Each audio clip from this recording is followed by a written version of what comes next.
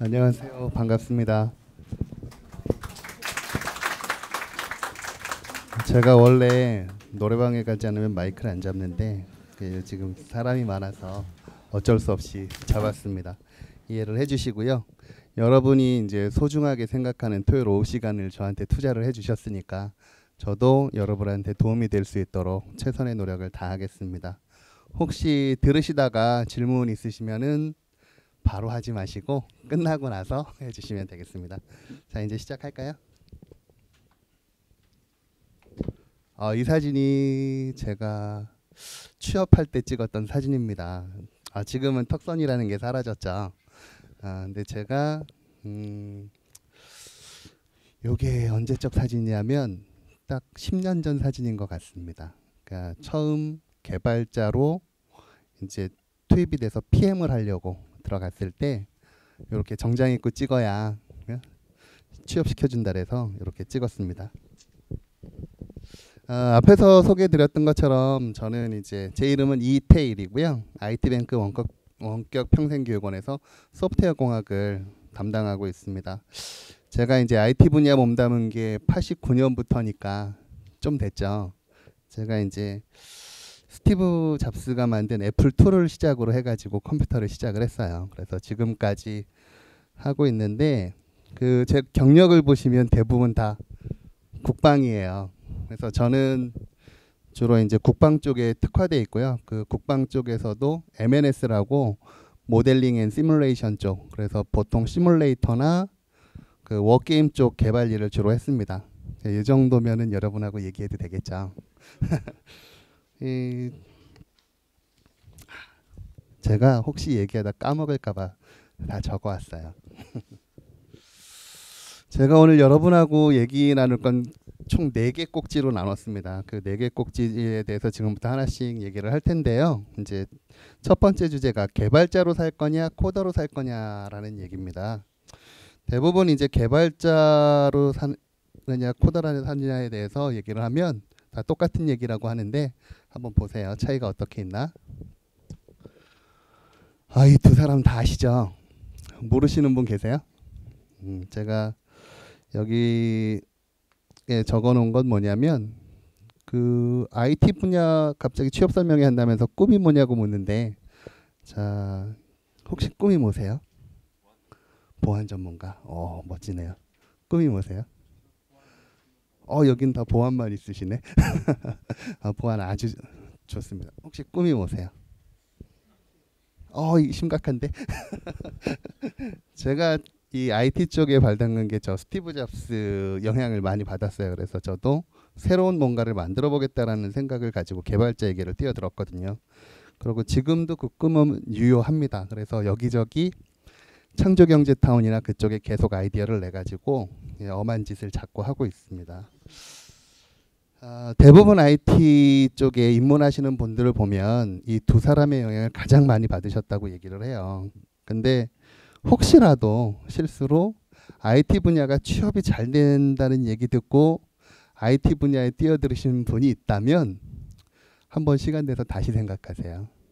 이런 얘기 제가 하면 안 되는데 IT 분야가 취업은 진짜 잘 돼요.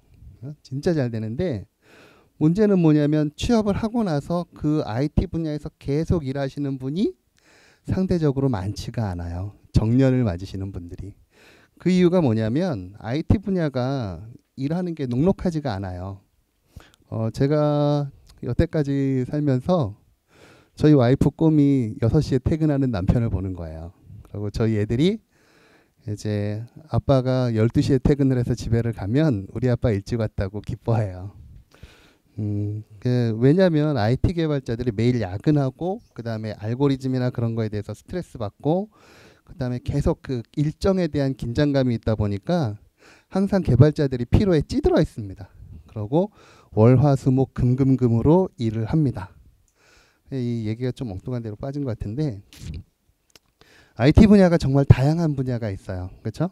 DB, 코딩, 설계, 그 다음에 분석, 도메인, 아키텍처 여러 가지 분야가 있는데 초급 때는 이거저거 안 가리고 다 합니다. 근데 여러분이 어느 정도 레벨이 올라가게 되면 보통 그 레벨이 한 개발자로 3년에서 5년 되는 그 시점이 되겠죠. 그 시점이 되면 자기가 전문적으로 할 수 있는 분야를 선택해야 되는 시기가 옵니다. 그때가 바로 우리가 이제 개발자하고 코더하고 이제 구분이 되는 시기가 돼요. 자, 개발자하고 코더하고 다 같은 얘기라고 생각들을 하시는데 우리나라는 그냥 개발자하고 코더를 혼용해서 씁니다. 그리고 현실적으로도 개발자하고 그 코더를 구분을 잘 못합니다. 근데 이제 선진국, 그 다음에 미국이나 호주 그런 나라는 정확하게 개발자하고 코더를 구분하고 해서 정의해서 운영을 합니다. 우리가 통상 프로젝트라고 하면 이제 사용자 요구사항 분석 단계부터 시작해가지고 쭉 설계 구현해서 테스트하고 인도하는 단계까지 요거를 이제 프로젝트라고 얘기를 하는데, 프로젝트의 가장 큰 특징은 시작과 끝이 명확하게 잡혀 있다는 것하고 일회성으로 진행이 된다는 겁니다. 그러다 보니까 이제 프로젝트에 투입되는 개발자들이 그만큼 스트레스를 많이 받고 긴장을 하게 되는 거고요. 프로젝트가 보시는 것처럼 위에 이렇게 쭉 정리가 되어 있는데, 개발자는 프로젝트를 처음 시작하는 시점부터 개입을 해가지고 이제 사용자하고 인터뷰를 해서 요구사항을 축출을 하고 그 요구사항에 대해서 상세화하고 계략 설계하고 상세 설계하고 프로그래밍해서 이제 테스트하고 납품하는 것까지, 그렇게 해서 이제 전체적인 그 활동을 하는 전문가를 우리가 보통 개발자라고 얘기를 합니다. 보통 이런 개발자들은 논리적이고 알고리즘 쪽에 되게 강해요. 코딩에는 조금 약합니다. 근데 코더들은 딱 투입되는 시기가 정해져 있어요. 대부분 이제 그 개발자라는 사람들이 이제 쭉 설계까지 끝을 내놓으면 이 구현 단계에서 요 단계죠. 요 단계에서 코더들을 투입을 합니다.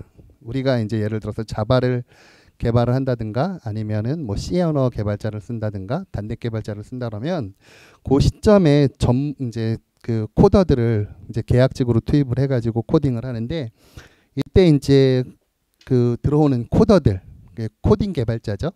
코더들은 대부분 이제 전문적으로 자기가 할 수 있는 랭귀지가 한두 개씩 갖고 있어요. 그래서 설계해 놓은 건 다 만들어내요. 근데 이 코더들의 특징이 대부분 이제 프리랜서가 많죠. 이제 단가가 좀 센 게 있고 그런 차이가 있습니다. 아직까지 이제 외국에서는 이런 이제 코딩 전문가에 대한 인식이 좋다 보니까 그 외국에서는 이제 이 코더들에 대해서 이제 능력을 인정을 해요. 근데 우리나라는 아직까지도 이제 이 코더들에 대한 전문성을 인정을 안 해요. 왜냐하면 검증받을 방법도 없고, 그 다음에 경력을 관리해 주는 것 자체가 대부분이 이제 자의적으로 경력 관리가 되는 경우가 많거든요. 그래가지고 그 코더들이 살기에는 솔직히 되게 힘듭니다. 왜냐하면 분석 설계 문서도 전문가들이 작성을 안 하고 대부분 초중급 엔지니어들이 작성을 하니까요. 그래서 지금 요즘 이제 프로젝트의 특징을 보게 되면 이제 그 이 프로젝트를 하는 과정을 100으로 봤을 때 앞에 분석 설계하는 단계를 50%의 일정을 잡습니다. 그리고 구현하는 단계를 35% 정도 잡아요. 그리고 나머지 테스트나 인도하는, 교육해주고 인도하는 단계를 한 15% 잡아서 100%를 잡는데, 그만큼 이제 코더들이 프로젝트에 투입하는 그 이제 관여하는 게 상당히 양이 적습니다. 그러다 보니까 코더들이 살처리가 많이 적고요. 우리나라에서 이제 코딩형 개발자들 특징을 좀 설명을 드리면, 요거는 꼭 기억하셔야 돼요. 고객하고 협의하고 토의하는 거 되게 싫어해요. 그 다음에 문서 만드는 거, 산출물 만드는 거 되게 싫어합니다. 그러면서 또 하는 얘기가 있어요. 되게 용감하게 너네가 결정해 주는 거 다 만들어 줄 테니까 결정만 하라고, 그런 얘기하고, 그 다음에 기능만 잘 되면 되지 산출물 뭐하러 필요하냐고, 그런 얘기들 많이 하시는데, 이렇게 코더들이 개발을 해놓은 프로그램의 가장 큰 특징이 뭐냐면 사용자 중심이 아니라 개발자 중심으로 코딩을 해놔요. 그러다 보니까 사용자가 사용하기가 되게 불편하고요. 그 다음에 분석 설계 구현이란 일련의 절차에 의해서 내가 요구한 시스템이 어떻게 이렇게 개발이 됐는지를 알 수가 없다 보니까 오류나 유지 보수가 불가능해요. 이런 식으로 되다 보니까 결국에는 회사는 아니면 이제 고객이나 클라이언트는 이제 뭔가 획기적인 시스템을 개발하기 위해서 비용을 투자를 하게 되는데 비용 대비 효과를 못 내고 폐기하는 경우가 되게 많습니다. 그러니까 제가 국방 분야를 하다 보니까 국방 소프트웨어는 저렴해요. 한 200억밖에 안 하는데 예. 우리 미사일 같은 건 사드가 1조 4천억이거든요. 8명 들어오는데. 근데 이제 개발은 그렇게 이제 돈이 크게 안 되는데 이러다 보니까 이제 소프트웨어를 개발을 해놓고도 국방 분야에서 1년에 만드는 소프트웨어가 한 700개 정도 됩니다. 700개 중에서 쓰는 게 6개 정도 됩니다. 700개는 대부분 만들어 놓고 성과 발표회 하고 나서 사장됩니다. CD가 어디에 갔는지 아무도 몰라요. 그런 식으로 돼 있다 보니까 업체나 클라이언트들은 이렇게 코딩을 전문으로 하는 사람을 요구하는 게 아니라 시간이 걸리고 내용이 부실해도 좋으니까 제대로 만들 수 있는 개발자들을 자꾸 이제 요구를 하는 진짜로 자기네가 원하는 걸 만들어 줄 수 있는 사람을 계속적으로 요구하고 있습니다. 자, 그렇다면은 이제 제가 여러분한테 질문 하나 드려야죠. 여러분은 개발자가 되시겠습니까? 코더가 되시겠습니까?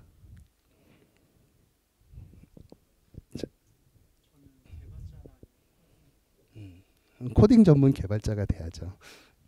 왜 이 말씀을 드리냐면 미국 가서 사시려면 60 먹어도 코딩할 수 있어요.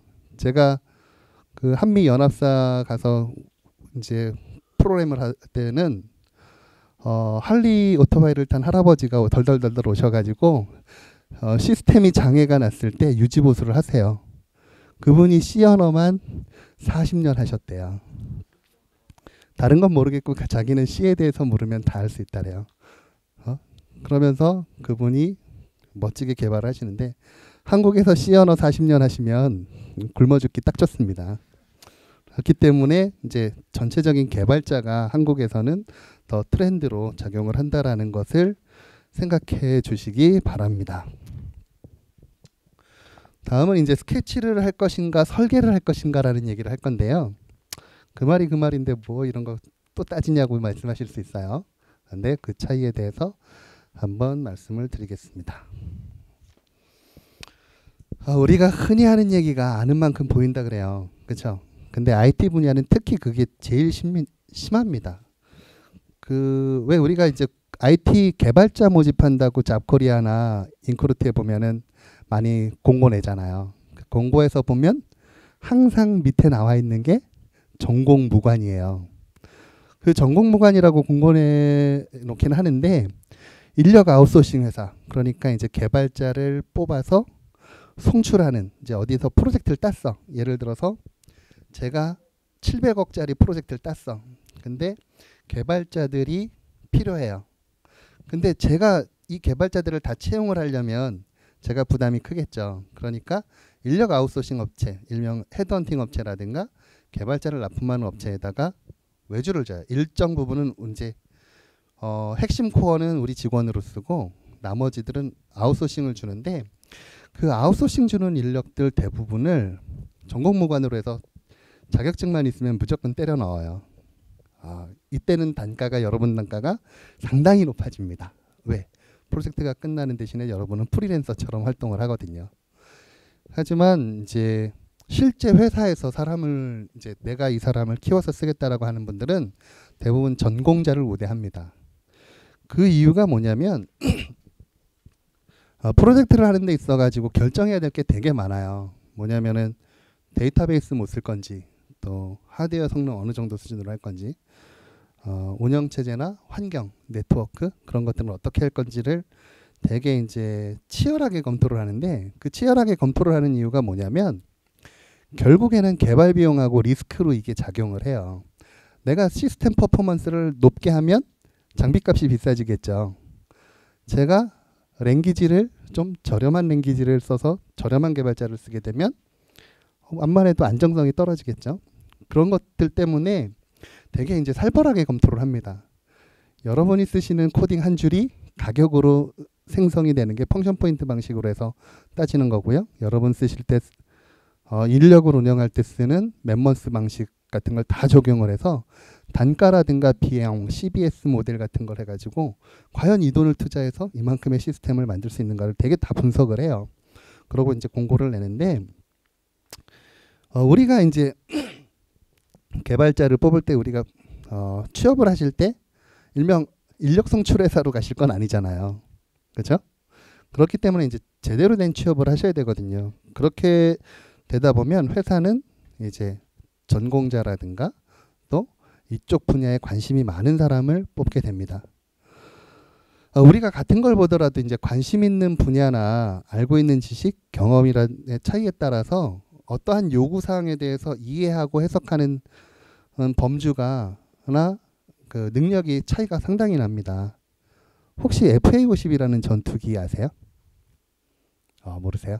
P50. 슬픈데. 수리온 아니면 KFX? 모르세요? 슬프다. 제가 2011년부터 14년까지 경남 사천에 가서 그 FA50 경공격기라는 우리나라 전투기가 있어요. 일명 카이라는 데서 만든 전투기인데 거기에서 이제 조종사하고 정비사를 훈련시키는 소프트웨어를 개발을 했거든요.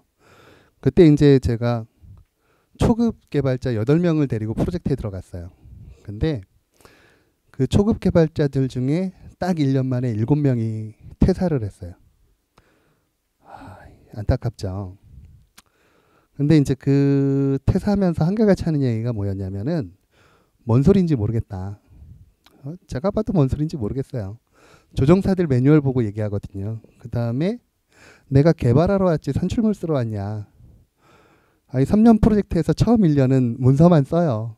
그 요구사항 쓰고 UI 디자인해서 가서 맨날 이거 맞아요라고 물어보기만 하지 절대 소스 코드 하나도 열지 않습니다. 오해하지 마세요.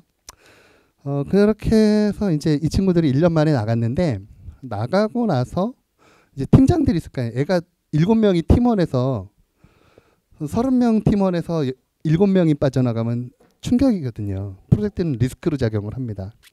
그랬을 때 이 팀장들한테 물어보면 팀장들이 했던 얘기가 있어요. 7명 빠져도 문제 없으니까 그냥 진행하자고. 이게 참 안타까운 거예요. 초급 개발자인데 1년이나 일을 했는데. 근데 이제 한 명이 남았잖아요. 이 한 명이 이제 남아가지고 그 조종사 이제 교범 같은 거 보고 그 다음에 자기가 모르는 용어는 용어 정리하고 인터뷰하고 해가지고 끝까지 버텼어요. 그래서 지금은 그 친구가 지금 강원도 원주에 공군 비행장 있거든요. 거기에 들어가서 PL 업무, 유지보수 PL 업무를 수행하고 있는데 이런 것처럼 IT 분야는 자기가 코딩만 잘한다라고 해서 살아남을 수 있는 분야도 아니고요. 그 다음에 배운 것만 가지고 먹고 살 수 있는 분야도 아닙니다. 그래서 IT 분야는 자고 일어나면 계속 변해요. 어제는 뭐 ITO였는데 IT로 바뀌고 뭐 또 빅데이터 얘기 나오고 아마 빅데이터 다음에 또 뭐가 나올지 몰라요. 그렇기 때문에 잠시라도 넋을 놓고 있을 수가 없습니다. 여러분들이 지금 뭐 학원에서 배우셨든 어디서 배우셨든 아니면 또 집에서 책으로 보셨든 간에 IT 분야는 계속 공부하고 노력해서 하셔야 되는 분야입니다. 제가 비행기 모르시는 분들한테 이게 잘못 가져왔네. 제가 비행기만 만들다 보니까 잘 그렸죠. 똑같은 이제 비행기라는 주제를 가지고 그림을 그린 건데요. 이거는 이제 원주의 블랙 이글이라는 에어쇼 팀이 있어요. 우리나라에. 이게 T-50 항공기거든요. 이 블랙 이글 에어쇼를 보신 분이 그린 그림이에요. 이쪽 부분은. 그러니까 진짜 비행기가 이렇게 생실이 돼 있어요. 요거는 이제 대구에 그 F-15K라고 대구 비행장에 있는 비행기입니다. 블랙 이글보다 2배 비싸요. 그런 비행기인데 똑같은 비행기인데 이 사람이 어디에서 봤느냐에 따라서 이 비행기라는 주제를 해석하는 게 달라지는 거거든요. 근데 이 스케치된 걸 가지고는 개발을 할 수가 없습니다. 우리가 이제 시각적으로 돼 있지만은 이 스케치한 거는 이제 사용자 요구사항을 인터뷰하거나 내가 생각했을 때 비행기는 이런 모습이어야 된다, 이런 식으로 만들어져야 될 것 같다 라는 것을 이제 요구사항을 확정하거나 인터뷰를 하거나 아니면은 커뮤니케이션을 할 때 보조도구로 사용할 수 있지, 이걸 가지고 개발해라, 개발하겠다라고 얘기하는 건 사기입니다. 근데 요건 조금 더 디테일하죠. 요게 실제적으로 이제 TO-10이라는 항공기고요. 인도네시아에서 떨어져서 지금 25억 물게 생겼죠. 그 다음에 실제 비행기 프레임이 이렇게 생겼어요. 요거는 이제 F-15K 설계 도면이고요. 이게 우리가 KFX라고 지금 스텔스기 만든다 그러잖아요. 그 비행기 도면이거든요. 이거는 초안이라 보셔도 문제는 없습니다. 여기에는 이제 이거 설계할 때는 이제 항공역학이라든가 기체역학, 동력학, 그 다음에 전파공학하고 전자공학 같은 걸 다 이제 전문가들이 모여가지고 토의를 해요. 그러면서 얘가 어떤 임무를 할 건가까지 다 토의를 하는데, 제가 전공이 대학에선 전산학을 했고 대학원에서는 무선 네트워크를 했어요. 2000년도에 제가 스마트폰 연구를 했거든요. 그런 사람이 비행기 만드는 데 들어갔으니까 깝깝하겠죠. 근데 제가 이걸 다 할 수는 없어요. 하지만 제가 시뮬레이터나 CBT, 그 다음에 교육훈련용 프로그램을 개발하기 위해서는 어쩔 수 없이 공부해야 됩니다. 이 비행기에 대해서. 제가 잘 공부할 수는 없지만 플라이트 시뮬레이터나 그런 거를 갖다 놓고 집에서 밤에 조이스틱 사다가 조종사처럼 해보는 거예요. 그러고 나서 이게 뭐 삼축일치가 뭔지 막 그런 용어들, 그런 것들도 이해를 하고, 그래서 이제 개발을 하게 되는데, 이 분야별 전문가들이 이제 설계에 참여를 해서 해놓은 최적의 방안을 찾아가는 그런 과정이 저는 설계라고 봐요. 그 설계를 사용자가 원하는 거를 만들어주는 게 설계거든요. 그냥 내가 만들고 싶은 걸 만드는 게 아니라 사용자가 원하는 것을 만들어주고, 그 다음에 사용자한테 최적화되어 있는 시스템을 만들어주는 첫 번째 단계가 설계입니다. 구현은 그 다음에 설계가 완벽하게 됐을 때 그것을 이제 랭귀지로, 그 다음에 방법에 따라서 만드는 것뿐이지, 실제적으로는 설계 단계에서 모든 게 다 끝난다라고 봐요. 우리가 개발 프로젝트를 할 때도 설계의 비중을 제일 크게 보고요. 독일이나 미국 같은 데 엔지니어가 같이 와서 프로젝트를 수행을 하면 구현은 20%밖에 비중을 안 줍니다. 한 60, 이제 분석 단계를 한 20% 주고요. 설계 단계를 40%를 줘요. 구현 20% 주고 시험 평가 주고요. 시험 평가를 요즘은 1년씩 해요. 이 프로그램이 잘 만들어졌는지 잘못 만들어졌는지. 특히 은행권 같은 경우엔 우리 은행에 보면 많이 바뀌죠. 차기 은행 시스템 같은 경우에 지금 하고 있는 게 보통 한 은행이 7천억씩 투자를 하거든요. 여러분 가지고 계신 스마트 뱅킹 같은 게 다 7천억씩 투자해가지고 8개월 만에 만드는 시스템들이에요. 그럼 개발자가 한 80명씩 들어가죠. 근데 그거를 은행 시스템인데 8개월 만에 만들었다 해서 바로 출시를 못 하잖아요. 8개월 동안 만들고 1년 동안 테스트합니다. 그러고 나서 이상이 없다라고 금융감독원에서 승인이 나면 그때서 오픈을 합니다. 그러고 나서 이벤트를 하죠. 깔아서 쓰시라고. 자, 이런 것처럼 이제 여러분들이 이제 IT 전문가를 꿈을 꾸신다면은 자기만의 전문 분야를 꼭 찾으셔야 돼요. 그러면은 그 전문 분야가 됐을 때 초급이 아닌 다음 단계 중급이 됐을 땐 여러분들의 몸값이 내 전문 분야에 따라서 달라집니다. 아까 보안도 말씀하셨고 응용체계도 말씀하셨는데, 보안이라면은 내가 네트워크 보안을 할 건지 웹 보안을 할 건지 그런 분야가 나중에는 또 나눠져요. 모두 다 하면 아주 좋죠. 근데 내가 슈퍼맨이 아닌데 어떻게 다 할 수 있겠습니까? 그렇죠? 그래서 전문 분야를 꼭 하나를 나중에는 선정을 하시고, 그 다음에 이제 계속적으로 노력을 해 주셔가지고 이제 설계를 할 수 있는, 내가 보통 설계라는 게 얘기가 어떤 식으로 나오게 되냐면 질문이 나와요. 요구사항은 한 줄밖에 안 나옵니다. 우리 은행에서 쓸 수 있는 최신형 소프트웨어를 개발해 주세요. 그러면 내가 거기에서 보안, 네트워크, DB 그런 거를 다 PM이랑 그 팀들이 나눠가지고 설계해서 제시를 해야 됩니다. 그게 프로젝트고 프로그램 이제 개발자의 몫입니다.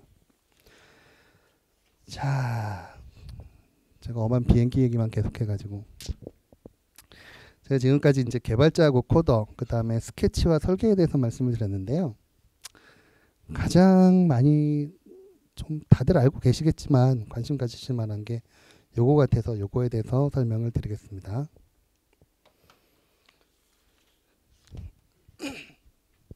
요거 잘 안 보이죠? 네. 저도 제가 화면을 캡처했는데 이렇게 작게 나올 줄 몰랐어요. 네, 통상 개발자는 이제 초급 기능사부터 시작해가지고 그 기술사까지로 등급을 나눕니다. 근데 기술사는 어차피 그 기술사 자격을 따셔야 되기 때문에 기술사는 제껴두고요.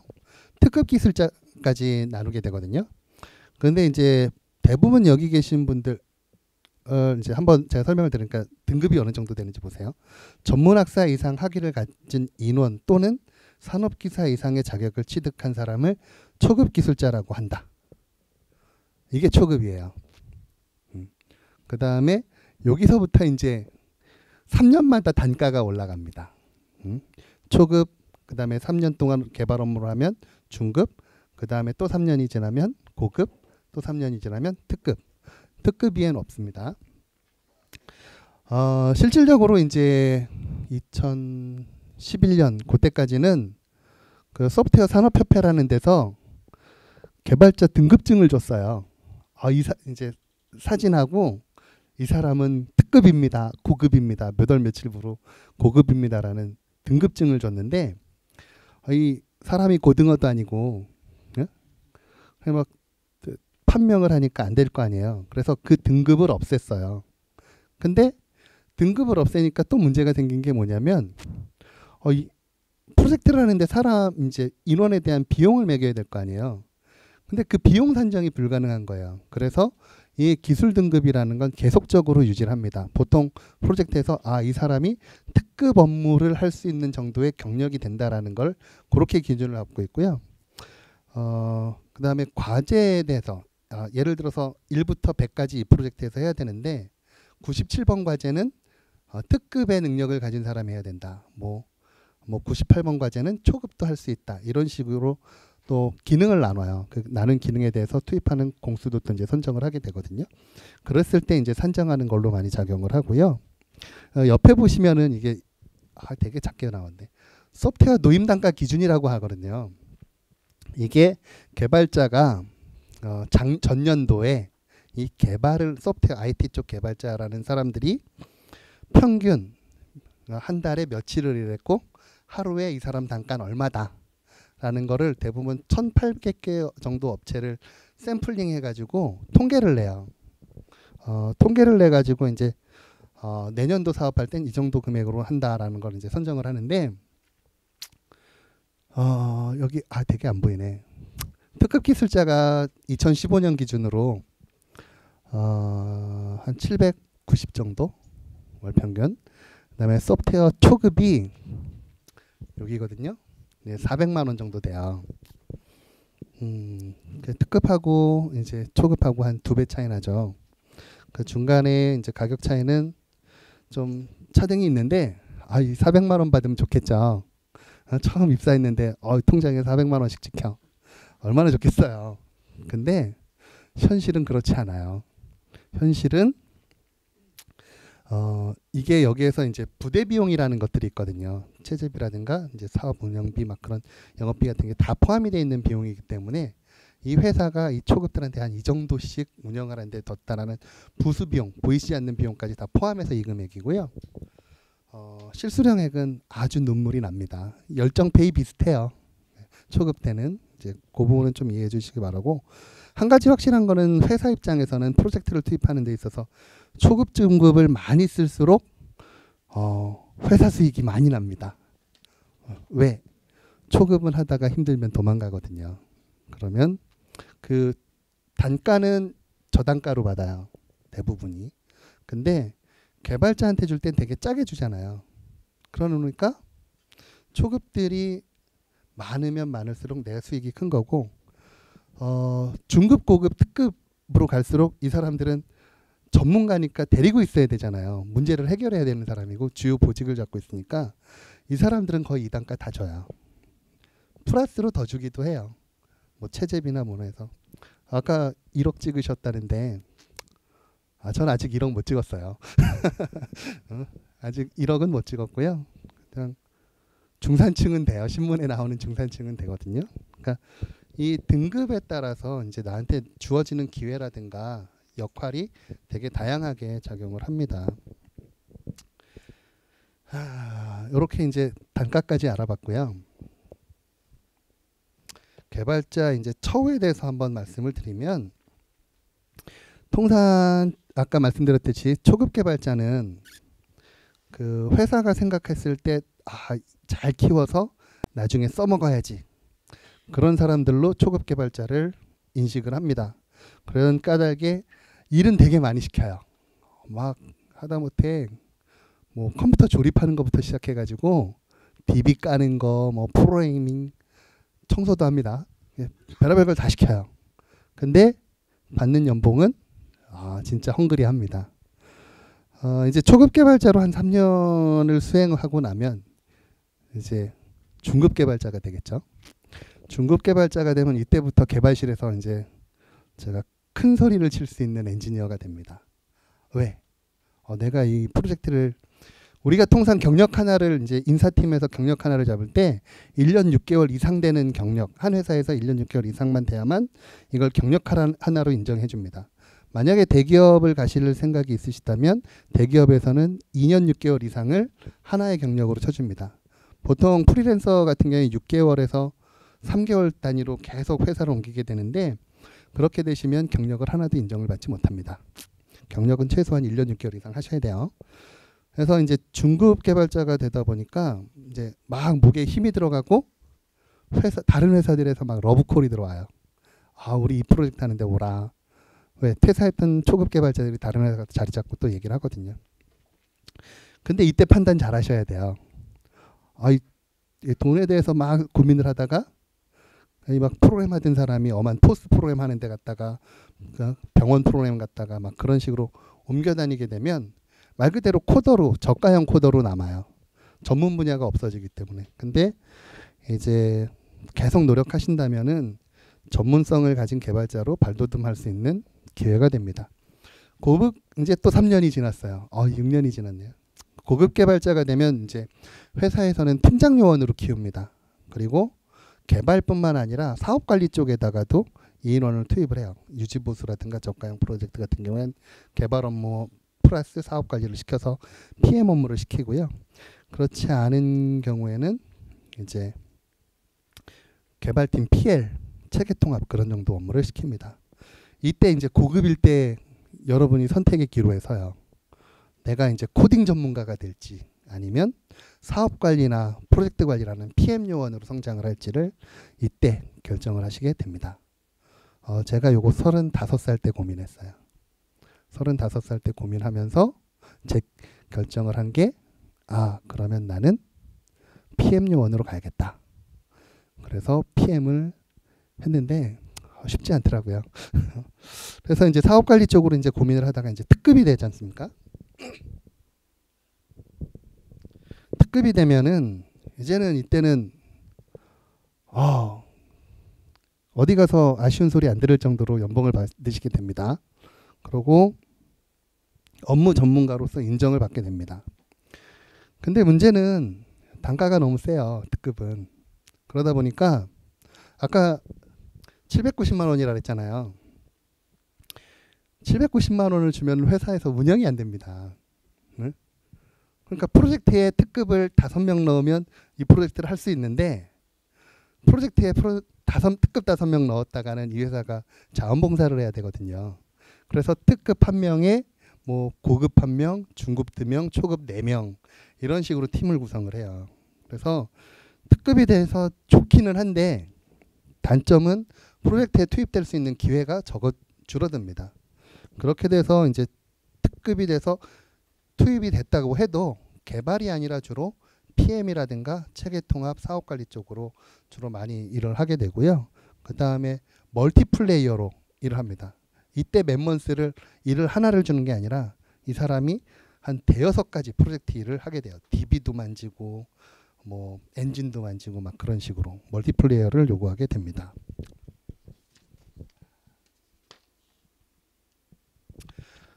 제가 여기서 이제 여러분한테 말씀드리고 싶은 거는 이제 개발자 등급하고 단가에 대해서 그리고 처우에 대해서 회사가 어떻게 생각하는지 개략적으로 말씀을 드렸잖아요. 이제 여러분들이 IT 분야에 대해서 발을 내딛고 싶다면은 지금 이 시점에 효율성하고 효과성에 대해서 한번 생각을 해 보셔야 돼요. 내가 스펙을 얼마나 효율적으로 관리할 건가, 내 스펙을 얼마나 효율적으로 개발할 건가, 그리고 그 개발된 스펙이 얼마나 내 인생에 효과를 낼 것인가, 그 부분에 대해서는 지금 IT 분야에 뛰어드신 이 시점에서 아니면 꼭 중간에라도 한번 생각을 하셔야 돼요. 제가 제일 처음에 여러분들 꿈이 뭐냐고 물어봤잖아요. 이 효율성하고 그러니까 효과성 검토하실 때 꼭 꿈하고 같이 생각을 해보셔야 돼요. 만약에 IT 분야를 쉽게 생각하고 들어오셨다면 제 사견은 깊이 생각하셔야 돼요. 괜히 나중에 치킨집 하신다니까요. 그렇게 하지 마시고 IT 분야에 뛰어들으셔서 내가 뭔가를 하겠다라고 생각을 가지셨다면 꼭 내 진로에 대해서 방향에 대해서 깊이 있게 한번 생각해 보시기 바랍니다. 요게 제 사진이에요. 위쪽에는 제가 개발자로 있을 때고요. 아래쪽은 이제 PM이랑 PMO 할 때거든요. 어떻게 좀 삶이 달라 보이시나요? 위에서는 그냥 대충 입고 다니죠. 아래에서는 꼭 네꾸다이를 메고 다녀야 됩니다. 그래서 이제 개발자라는 삶이 참 재미있어요. 무에서 유를 창조하는 직업이기 때문에 참 재미있고 하루하루가 스펙타클해요. 근데 단점도 있어요. 아까 말씀드렸죠. 저는 한 번도 근로기준법을 지켜본 적이 없고 6시 이전에 퇴근을 해본 적이 없습니다. 개발자로 이제 길을 선택을 하신다면 그 정도로 내가 뭔가를 해보겠다라는 열정이 없으면 이 개발자의 길은 그렇게 재미없어요. 그러니까 꼭 이제 선택하신다면 즐겁게 재미있게 하실 생각으로 하셔야 됩니다. 연구 결과에 의하면은 전 세계 인구 중에서 85%가 아무 생각 없이 삽니다. 그리고 12%가 가끔 어떻게 살아야 되지? 고민을 하고 3%만 자기 인생에 대해서 고민을 하고 산다고 해요. 여기 오신 분들은 85%는 아니겠죠. 그러니까 여기 오셨겠죠. 그렇다면은 제가 말씀드리고 싶은 건 기왕 내 인생에 대해서 고민을 하신다라면은 그리고 IT 분야에 대해서 내가 여기에서 뛰어들어서 멋진 거 한번 만들어 봐야지라고 생각을 하신다면은 기왕이면 저 15% 안에 들어오셔서 한번 일을 해보시는 게 재미있고 보람되실 겁니다. 자, 제가 지금까지는 그냥 개발자에 대해서 개발 프로젝트나 그런 거에 대해서 말씀을 드렸는데요. 이번에는 제가 약을 좀 팔겠습니다. 이번에 설명드릴 거는 학위 취득 방법하고 효과입니다. 아시다시피 이제 학위 취득 방법은 내신하고 수능 통해 가지고 입학해서 아름다운 캠퍼스의 로망을 느끼는 오프라인 과정이 있고요. 그 다음에 평생학생 기간을 통해서 학위를 취득하는 온라인 과정, 학점은행제가 있어요. 오프라인 과정의 가장 큰 장점은 암만 해도 자유로운 캠퍼스 생활, 이제 학생증이 모든 걸 다 용서해 주죠. 그 다음에 여유 있는 공부하는 시간하고 그 다음에 낭만과 운치가 있죠. 근데 요즘은 오프라인도 요즘 대학도 평가를 받아요. 취업률하고 그런 걸로 평가를 받다 보니까 취업문이 또 높기도 하고 그래서 취업사관학교로 많이 바뀌었다라는 느낌을 많이 받아요. 대학들도. 뭐 어디 가면은 다 막 취업률 1위, 뭐 몇 위 막 그런 걸로 다 얘기를 하다 보니까 그런 실정이고 단점은 또 등록금은 또 왜 그렇게 비싼지 다 대출 받아야 되더라고요. 저도 몰랐는데 등록금 대출 아주 살벌하게 해주더라고요. 그리고 그다음에 반드시 출석해야 되는 이제 시공간적인 제약하고 과연 내가 이 4년 동안 아니면 2년 동안 등록금을 투자했는데 2만 원 등록금하고 교재비하고 교통비를 투자를 했는데 이걸 뽑아낼 수 있을까라는 그러니까 효과 대비면에서 많이 미약하다는 단점이 있습니다. 반면에 오프라인 과정은 이제 뭐 시간도 짧고 그 다음에 이제 공간이나 그런 제약이 없죠. 학비도 저렴하고요. 오늘 뭐 아까 보니까 뭐 그 막 뽑기 해가지고 막 50% 할인권 주신다는데 그럼 50% 하면 또 장학금 받으신 거네요. 이제 근데 단점은 솔직히 소속감이 없어요. 그다음에 혼자 공부해야 되다 보니까 내가 조금만 방심하면 F 나와요. 출석률 미달로 F도 나오고 그런 이제 단점이 있죠. 제가 속해 있는 IT뱅크는 이제 원격평생교육원은 그 온라인 과정을 운영하는 곳입니다. 그래서 그 저희 평생교육원에서 가장 많이 고민하는 부분이 온라인이지만 오프라인처럼 좀 재미있게 할 수 있는 방법, 그 다음에 소통할 수 있는 방법이 없을까에 대해서 항상 고민을 많이 하고요. 그 다음에 이제 질의응답 같은 게 오면은 최대한 열심히 답변을 달려고 노력을 하고 있습니다. 오프라인이든 온라인이든 이제 학위를 취득하면 그러니까 뭔가 효과가 있어야 되잖아요. 여기 이제 뭐 5가지로 얘기를 했는데요. 근데 제가 생각하는 이 5가지는 어느 걸 하거나 다 똑같은 것 같아요. 그리고 아까도 말씀드렸지만 IT 분야에 일을 하실 거라면은 계속적으로 신기술이라든가 자기 개발에 노력을 하셔야 되는 부분이고요. 이제 여러분께서 이제 IT 분야에 대해서 이제 꿈을 가지고 계시다면은 암만 해도 이제 컴퓨터공학이라든가 정보통신공학, 그다음에 정보보호학 같은 IT 계열을 많이 전공을 하시게 될 텐데요. 제가 속해 있는 IT뱅크 원격평생교육원에서 이런 과목을 합니다. 여기에서 요게 제 겁니다. 이제 저희 IT뱅크 원격평생교육원이 이제 자랑을 좀 해야 되겠죠.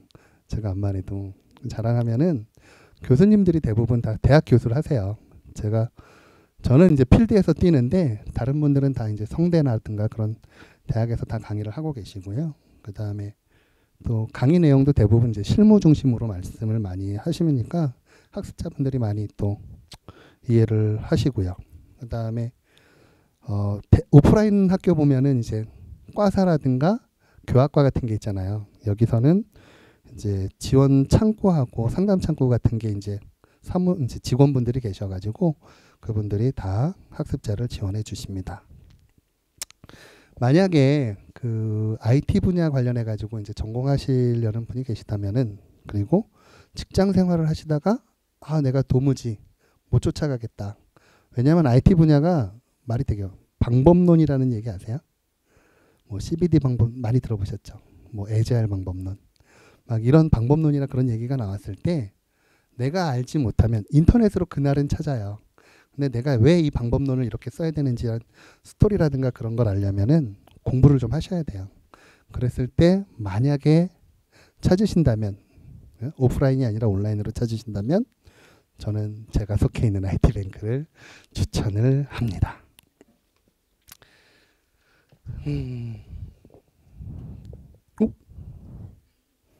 깜짝 놀랐습니다. 이제 마지막 장까지 왔는데요. 이거 하나만 기억해 주시면 좋겠어요. 제가 여태까지 느끼는 건데요. 20대 때 공부한 거 가지고 30대 때 먹고 삽니다. 30대 때 공부한 거 가지고 40대 때 먹고 살고요. 40대 때 공부한 거 가지고 50대 때 먹고 삽니다.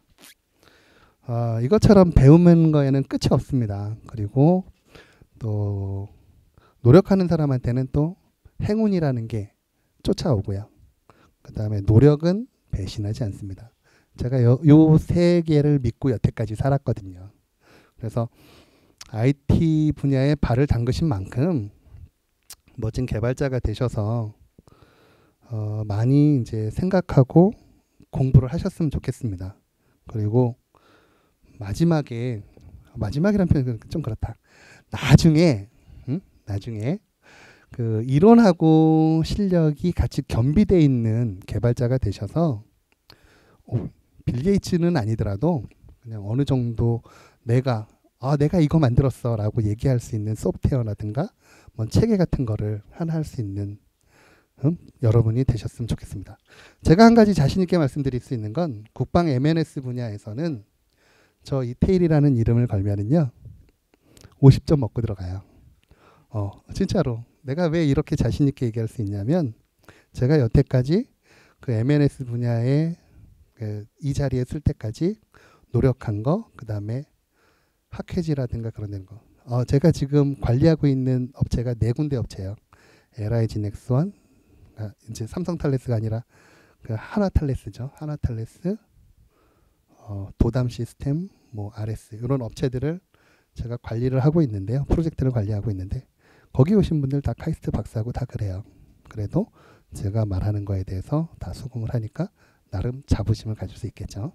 그러면 이상으로 이론과 실습에 대한 그를 겸비한 개발자라는 주제 가지고 강연 마치도록 하겠습니다. 감사합니다.